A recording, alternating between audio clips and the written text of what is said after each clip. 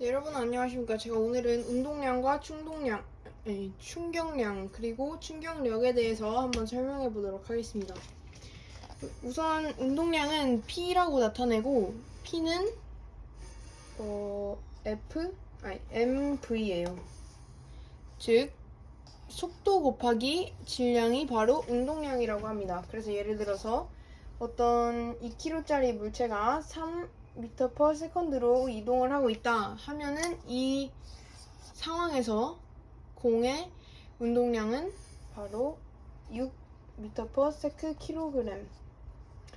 단위는 이렇게 나타내고 이걸 바로 운동량이라고 합니다. 근데 운동량 같은 경우에는 이렇게 벡터량으로 나타냅니다. 근데 보통 운동량을 이렇게 운동량만으로 보통 구하지 않고 델타 P, 즉 운동량의 변화량을 많이 구하는데 이게 어디 나오는 문자이냐 잠깐 설명해 드리도록 하겠습니다. F는 ma라는 식에서 a는 델타 t분의 델타 v죠. 속도 변화율이니까 시간당, 그래서 그거 곱하기 m이 바로 F는 ma, 힘을 나타내는 식인데 여기서 mv가 P잖아요. m 델타 V가 델타 P가 됩니다. 속도 변화량을 질량에 곱한 것이 운동량의 변화량이 되는 거죠. 예를 들어서 2kg짜리 질량의 물체가 3m/s로 가다가 6m/s로 이렇게 속력이 변했어요. 그러면 속도 변화량은 3m/s죠. 이거 곱하기 2kg, 6m/s kg이 바로 델타 P 운동량의 변화량이 되는 겁니다. 이게 맞는지 한번 보도록 할게요. 6 곱하기 2는 12예요. 이때 P는 12가 되고 이때 P는 6이 되죠. 그래서 6 빼도 6이 나오기 때문에 델타 P가 6이라는 것을 증명할 수 있습니다. 그래서 즉 M, V, 델타 T 이거를 분자로 다 올려줄게요. 그럼 이렇게 되는데 얘가 바로 델타 P이기 때문에 델타 P분의 델타 T가 바로 힘이라는 것을 알 수 있어요. 그래서 델타 P에 대해서 정리를 하면 힘의 시간적 효과가 운동량의 변화량과 같다는 거. 저번 시간에도 잠깐 설명을 했었는데 이렇게 식을 통해서 유도를 해낼 수가 있습니다. 보통 운동량의 변화량 이것이 나오는 상황이 충돌 상황인데 설명을 해드리도록 할게요. 충돌 시에는 저번 영상에 잠깐 복습 차원으로 얘기를 하자면 작용 반작용으로 인해서 같은 힘의 크기가 같은 두 힘이 방향은 반대로 같은 시간 동안 작용을 해요.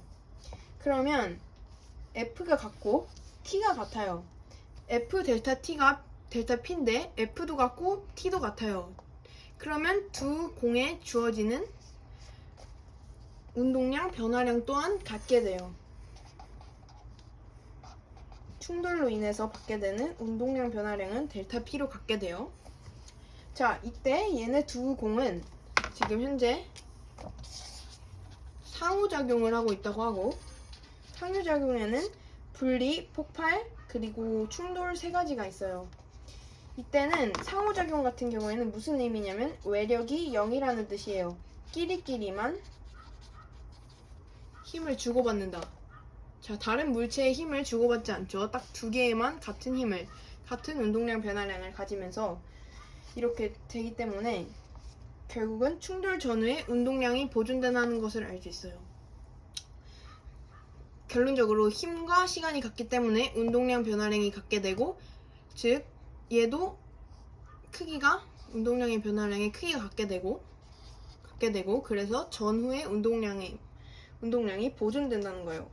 뭔 말이냐면 얘는 방향이 왼쪽으로 델타 P만큼 받고 얘는 방향이 오른쪽으로 델타 P만큼 받게 되면 얘의 운동량 변화량과 얘의 운동량 변화량이 같기 때문에 변화량이 같게 되면 더했을 때 0이니까 결국 얘의 운동량과 처음 얘의 운동량의 합이 결국 나중에 그 두 물체의 운동량의 각각의 합과 같아진다는 거예요. 그래서 작용 반작용 법칙을 다른 말로 운동량 총합 보존 으로도 설명을 할 수가 있어요.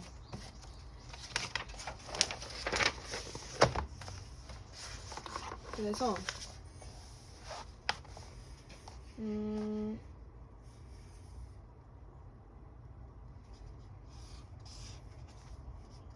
PT 그래프, 운동량과 시간에 대한 그래프에서 기울기는 힘을 뜻해요. 첫 번째로, 왜냐하면 P가 F 곱하기 델타 T이기 때문에 P와 T에 관해서는 P분의 T가 F가 되기 때문에 그렇고, 여기서 이 힘은 평균 힘인 동시에 합력을 말해요. 그래서 정확히 말하면 델타 P는 F 델타 T인데 합력 기준 충격량이라고 하고, 충격량의 경우에는 델타 P 운동량의 변화량이 충격량이 돼요. 그래서 즉 운동량의 변화량 델타 P는 I 충격량이라고도 할 수 있어요. 그럼 이때 충격력은 무엇이냐? 충격력이 여기서 바로 F가 되는 거예요. 합력이자 평균임인 이 F가 충격력이라고 불리게 되는 겁니다.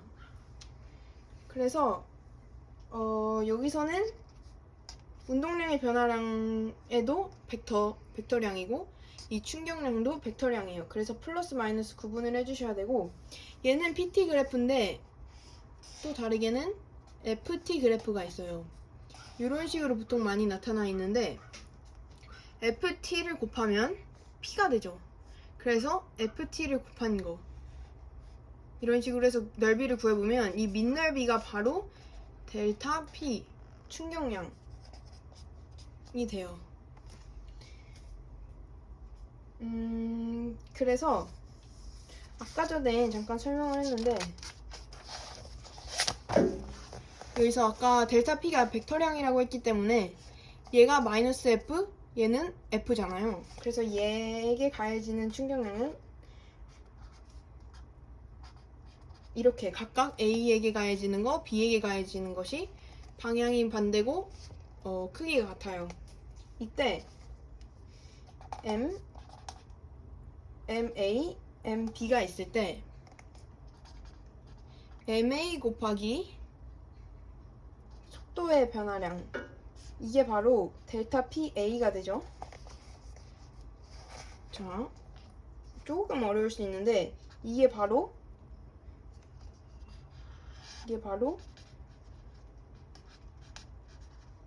마이너스 이게 돼요. 이게 델타 PB죠. 자, 여기까지 이해가 되셨다면 그 다음 장으로 넘어가도록 할게요. 자,